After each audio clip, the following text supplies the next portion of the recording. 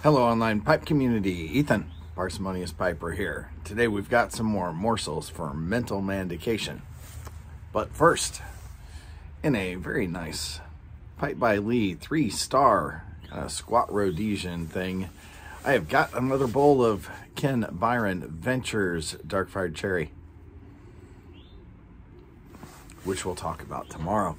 Today, we are diving back into the next chapter of C.S. Lewis' Mere Christianity.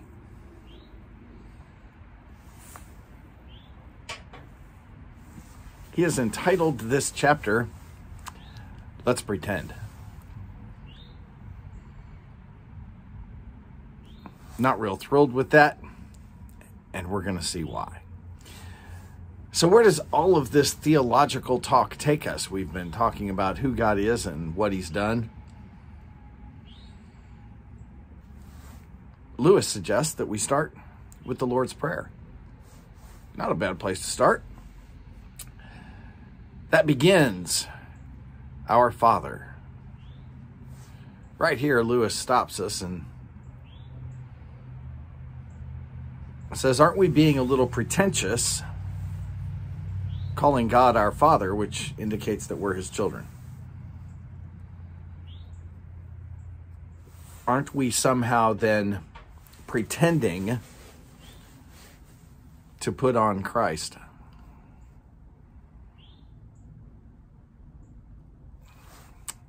And this is where I think he starts off all wrong in this discussion. Because what he says is that as soon as we begin analyzing it, we realize that we are not children of God. To which I have to respectfully say, hogwash. Why? Well, John 1 tells us right off the bat that to those who believe, he's given the right to be called sons of God.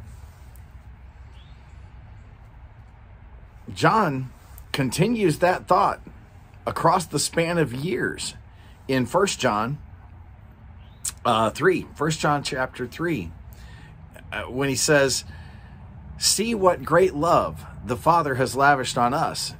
Us, in this context, he's referring to believers. That we should be called the children of God.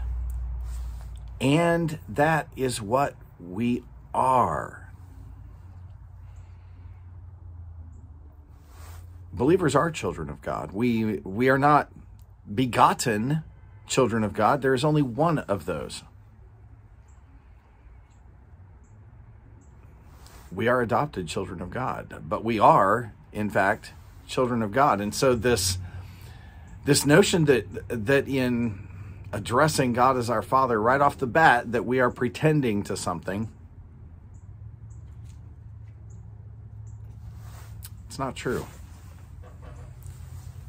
Now, we're not yet like Christ in many ways. We certainly aren't perfect. We certainly live lives that are not free from sin as his was, but we are God's children. So what do we make of Lewis' entire discussion? Because this entire chapter revolves around this concept that we are somehow pretending to be God's children and to be Christ-like until he makes us Christ-like. Oh, the entire discussion, quite frankly, does nothing for me, because what it does is it makes me think of the fake it till you make it scammers. And Lewis acknowledges that's not what we're talking about here. He comes around and says, well, in my language, I have made it sound as if we are the ones doing all of the work, when in fact it's God in us. Well, why not start there? Why circle around to it after spending a chapter talking about pretending? Why not just start right off the bat with the real work, the real change is God working in us.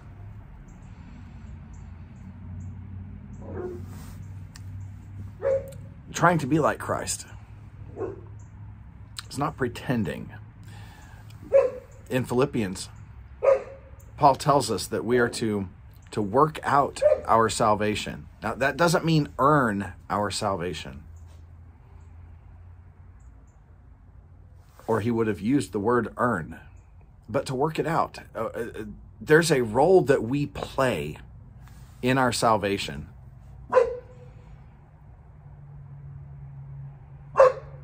In helping to alter our behavior. In coming alongside God, or him coming alongside us, and the two of us working together. Hold on just a moment. Had to deal with the loud dog there. Boy, he just would not shut up. Sometimes these guys, they just act so brain dead. Where was I? Yes. God comes alongside us. The form of the Holy Spirit within us. We work together on this. This is not something that God does to us against our will. It's not something that we can do on our own.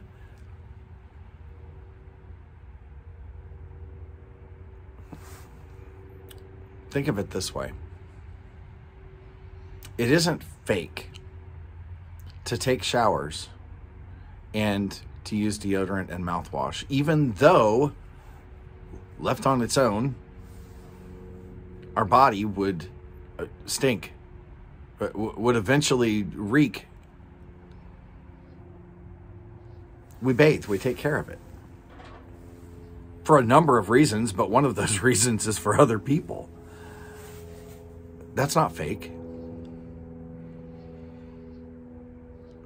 Neither is it fake to behave with love towards someone when you don't feel love towards someone, while God is working inside you to help you become a loving person.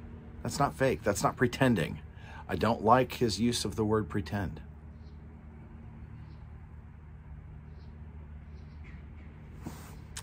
Because it directs us away from what we're really doing, which is partnering with God to become more like Christ as he works inside us and we work on the outside doing what we can to control our behavior.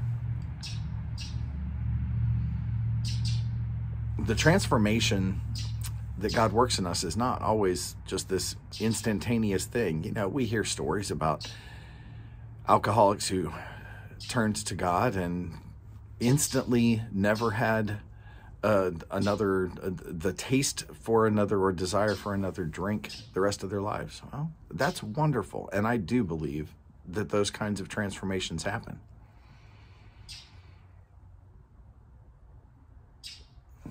But I don't see those kinds of transformations happening in most people. In most people, what I see is a long process that is ongoing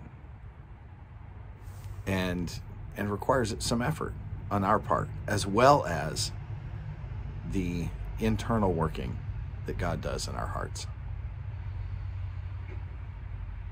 Well, I hope that at least gives you something to ponder while you try your best to work with God, to become more Christ-like outside and in. That's something you like. Enjoy this evening.